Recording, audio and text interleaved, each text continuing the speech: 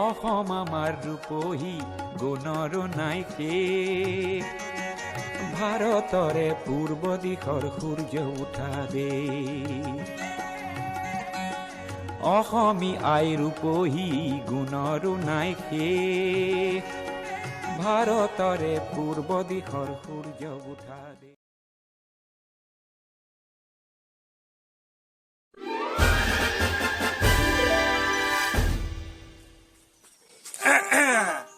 Camera ready হৈছে নে নাই কেমেৰা ৰেডি কৰি লোৱা মই অলপমান চাহ খাই লওঁ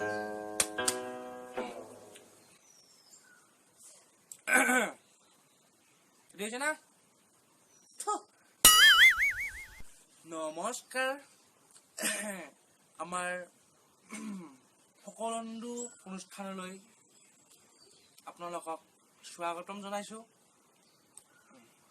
আপোনালোক জনাই সুখী হ'ম যে আজি আমাৰ মাজত উপস্থিত আছে অসমৰ ইমূৰৰ পৰা সিমূৰলৈ সিমূৰৰ পৰা ইমূৰলৈ জনপ্ৰিয় ডক্টৰ ছাগলচুৰ ডাঙৰীয়া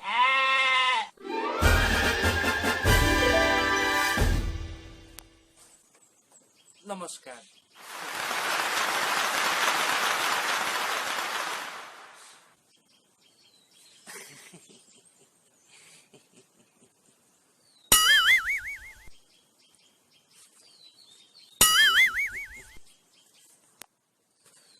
তো ছাগলচুৰ ডাঙৰীয়া পোনপ্ৰথমে আপোনাক সুধিব বিচাৰিম আপোনাৰ এই মহান নামটো মানে এই যে অসমত চবে আপোনাক ছাগলচুৰ বুলি ক'লে জানে কাহিনীটো অলপমান বুজাই পাতি ক'ব নেকি অলপ বুজাই পাতি ক'লে মানে ভাল পাওঁ আমাৰ ৰাইজৰ জানিব খুচি আছে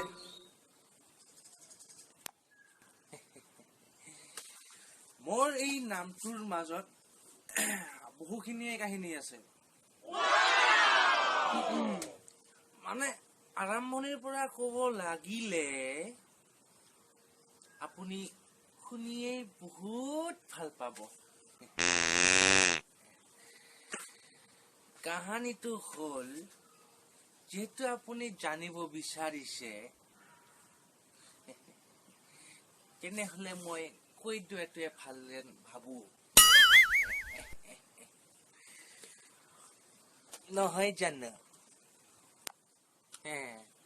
হয় মহাশয় আপুনি ঠিকেই কৈছে ময়ো জানিব বিচাৰি আছো আমাৰ দৰ্শকসকলে জানিব বিচাৰিছে আপোনাৰ এই মহান নামটোৰ ৰহস্যটো কি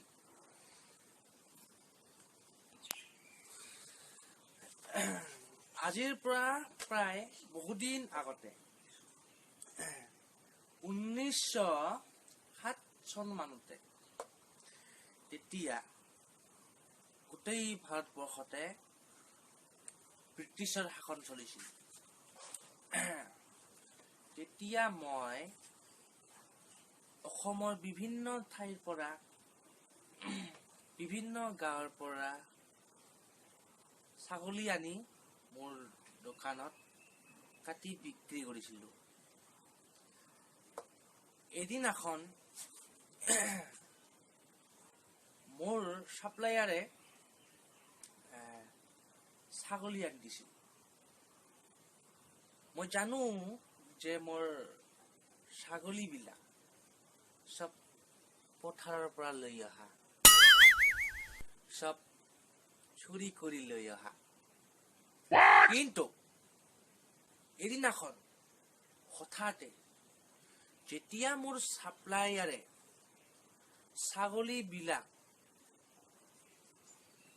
শদিয়াৰ পৰা এৰোপ্লেনেৰে লৈ আহিছিল তেতিয়া পথাৰত এৰোপ্লেনখন নমাই ছাগলীবোৰ পথাৰত এৰোপ্লেন উঠাই আছিল যেতিয়া এৰোপ্লেনখন উৰণ মাৰিবলৈ আৰম্ভ কৰিছিল তেতিয়াই দেখিছিলোঁ যে পথাৰৰ চাৰিওফালে পুলিচ তেতিয়া মোক ধৰিলে ধৰি পেলাই মোক ৰাম পিটন দিলে এইটো পিটুৱে চিন মানে এই টুপিটোৱে চিন।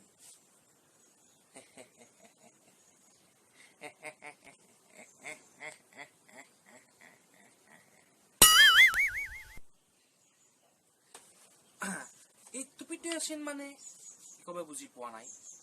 মই ভাবো আপুনি যিখিনি কথা কয় সেইখিনি যাতে চিধা চিধিকে কয়, যাতে কোনো বেমেজালি নানে, তাকে লৈ আপোনাক মানে মিনতি কৰিছো ছাগল চোৰ ডাঙৰীয়া।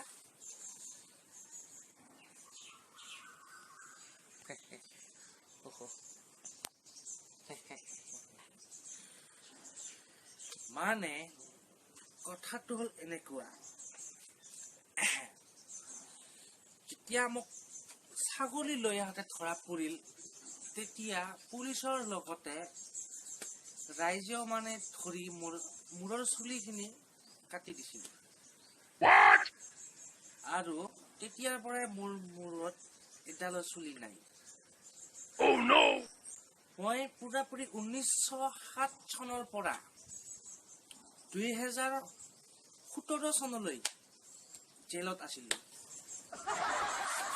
আৰু এতিয়া ওলাই আহি ছাগলৰ মাংস বিক্ৰী কৰা বুলি কুকুৰৰ মাংসকে কাটি কাটি খুৱাই আছো।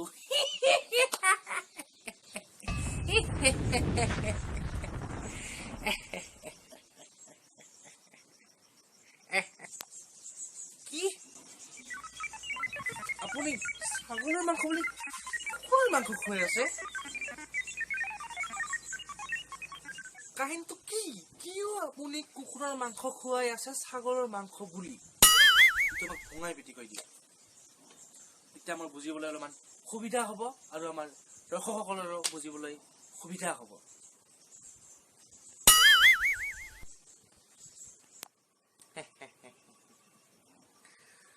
তাৰ মানে আজিৰ পৰা 110 বছৰ আগতে অসমৰ ৰাইজে মোক কুকুৰ খেদা দি খেদিছিল। তাৰে বদলা মই ৰাইজক ছাগলীৰ মাংস বুলি কুকুৰকে খুৱাই আছো। আৰু তাৰ পৰাই মোৰ এই মহান নামটো আৰম্ভ হৈছিল, বুলি। মানুহে মৰমতে মোক কয় ছাগল চোৰ বুলি।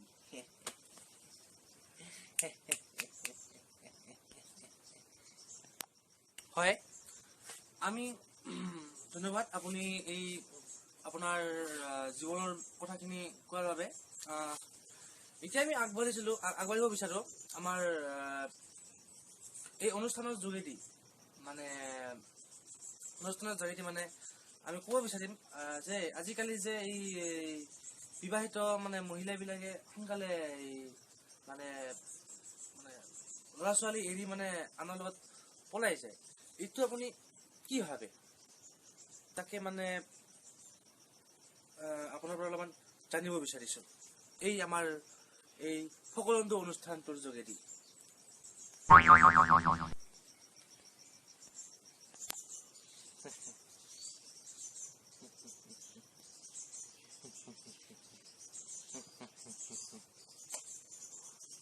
হয়, একচুৱেলি এই বিবাহিত মহিলাবোৰ পলাই যোৱা একচুৱেলি এটা বেমাৰ হৈছে। এইটো একচুৱেলি আমাৰ মোৰ বিজ্ঞানৰ ভাষাত, মোৰ চাইন্সৰ ভাষাত, মোৰ মনৰ ডিক্সনাৰীৰ ভাষাত এটি বেমাৰ বুলি কোৱা হয়। এইটো মানে সকলোৰে জীৱনত নাহে সেনেকুৱাই। এইটো মানে অতি বেছিভাগ মানুহৰে জীৱনত আহে এই বেমাৰটো। এটা সময় আছে, সেই সময়টো পাৰ হৈ যোৱাৰ পিছত যেতিয়া বিয়া হৈ যায় তেতিয়া বহুতৰে মাজত আহে, আৰু বহুতৰে মাজত দেখা পোৱা গৈছে এই বেমাৰটো, এই ৰোগটো। কেনেকুৱা বেমাৰ এইটো আপুনি অলপমান ভাঙি চিঙি ক'বনে? আৰু এই বেমাৰটো কোনখিনি সময়ত হয় মানুহৰ জীৱনৰ, আৰু সেইখিনি বেমাৰ পিছতহে কিয় মানে আকৌ উভতি আহে জীৱনলৈ বিয়া হোৱাৰ পিছত? এইটো কেনেকুৱা কাহিনী হ'ব পাৰে? আপুনি অলপ ভঙাই পিটি ক'বনে ডক্টৰ ছাগল চোৰ ডাঙৰীয়া?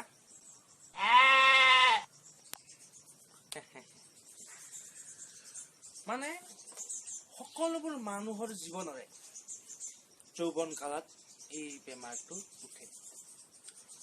15ৰ পৰা 20 বছৰলৈ এই বেমাৰটো মানে সকলোৰে জীৱনত উমি চলি থাকে। এই 17 পৰা 15 বয়সত মানুহে প্ৰেমত পৰে। প্ৰেমত পৰাৰ পিছত যেতিয়া মানে যিহেতু পলাই গুচি উৰি গ'ল সিহঁতৰ মানে বেমাৰটো নাহে আৰু দ্বিতীয়বাৰ।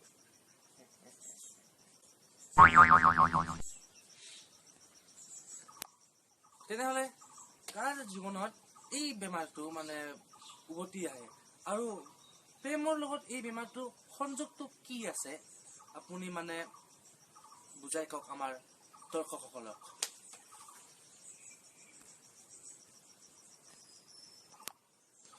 এই বেমাৰটো প্ৰেমৰ লগত সংযোগ আছে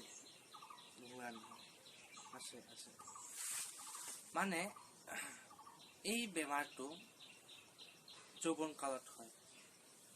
যদিহে যৌৱন কালত এই বেমাৰটো মানে পলাই যোৱা হয়, মানুহজনী বা মানুহজন পলাই নিয়া হয় বা পলাই যোৱা হয়, তেতিয়া মানে সিহঁতৰ এই আশাটো তেতিয়া পূৰণ হৈ যায়। মানে সকলোকে অলপমান ভাগ-দৌৰ কৰিবলৈ মন যায় ন। সেইবাবে এই বেমাৰটো যোনে পলাই যাব নোৱাৰে, যোনে ঘৰৰ পৰা বিয়া হৈ আহে বা বিয়া কৰি লৈ আহে, সিহঁতক মানে অলপমান পলাই যাবলৈ ইচ্ছা যায়। সেইবাবে এই বেমাৰটো বিয়া হোৱাৰ পিছতো বহুতৰে লাগি ধৰা দেখা যায়। সেয়াই হ'ল এই বেমাৰটোৰ মূল কাৰণ। ধন্যবাদ জনাইছো আপোনাক। আশা কৰিছো পুনৰবাৰ লগ পাম। আজিৰ ষ্টুডিঅ'ৰ পৰা মই সকলন্দু অনুষ্ঠানটোৰ পৰা বিদায় মাগিছো। পুনৰ অহাকালি লগ পাম।